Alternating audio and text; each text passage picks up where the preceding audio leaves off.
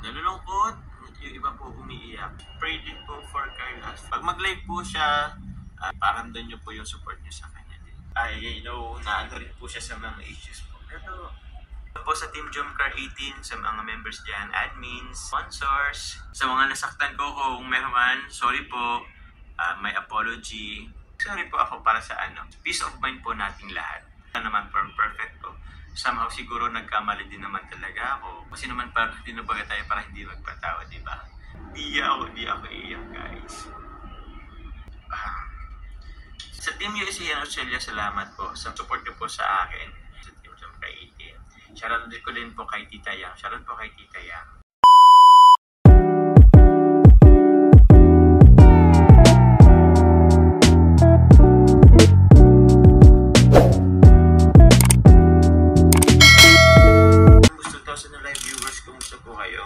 We're okay, I'm okay. Carlos na totally okay po. Actually, hindi po siya nakasama kanina. Pero siguro mag-rest po muna siya. Actually po, with all the negative comments that I read, yung Aranglaw, nakapanghina siya. Lots of fake news. But, thank you guys sa inyo. Kuha rin ako ng courage po sa inyo. Sensya na guys kung trying to wala kayo masyadong sa akin about the issue kasi nga ayoko talaga. Ayoko ng negativity or what. Actually po na rin ako, mayroon din yung mga nag-message sa akin. Nalulungkot, yung iba po umiiyak kasi different issues. Pero yun, sana okay lang po, huwag nyo nalungkot masyadong intindihin po. Ano ba? And also po, please pray din po for Carlos. Siyempre, sometime, nahihirapan po siya sa mga issues. Please pray for her po. Please support po Carla po. Pag mag-live po siya, paramdam niyo po yung support niyo sa kanya din. Thank you very much po sa inyo. Nga siya parang baliktad siya. Kung binabash ako, hindi naman kami yung parang pinapakita lang naman yung kung sino sila, kung anong klase sila.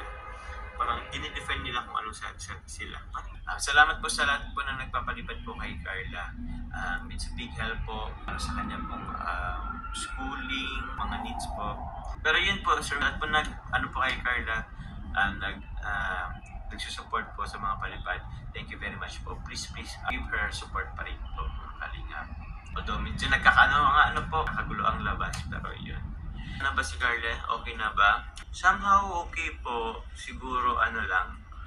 Pray na lang po to give her tawag niyan, healthy mind, physical health. Basta healthy po.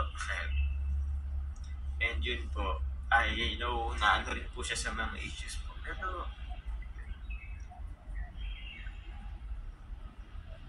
yun, salamat po sa mga nag-support sa akin dati.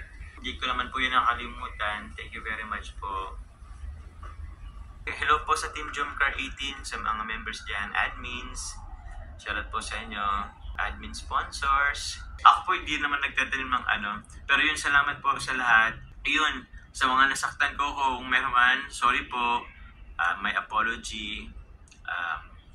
Yun, sorry po, basta sorry po. Sorry po. Huwag kang mag-sorry sa kanila. Hindi naman po ako magsasorry po para lang sa Mag-sorry po ako para sa para sa peace of mind po nating lahat. Opo, kasi ako po hindi naman ako perfecto. Wala naman perfecto. Somehow siguro nagkamali din naman talaga ako. Somehow sila din, or kung sino man. Kasi naman parang tinubaga tayo para hindi magpatawa, di ba? Magsorry ako para sa sarili ko din naman. Para din naman sa peace of mind ko. And yun, nakakaano siya.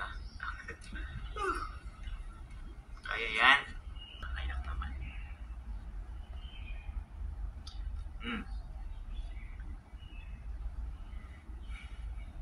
Maraming salamat po.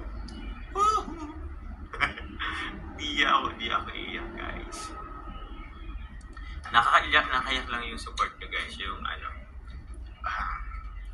sa lahat. Uy, grabe naman. Alam nyo, guys.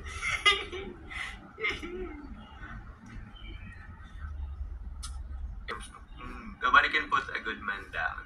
Huwag niya sabihin ako mag-iyak kasi naiyak na lang ako eh. Huwag niya sabihin yun. Tama na guys. Tama na guys.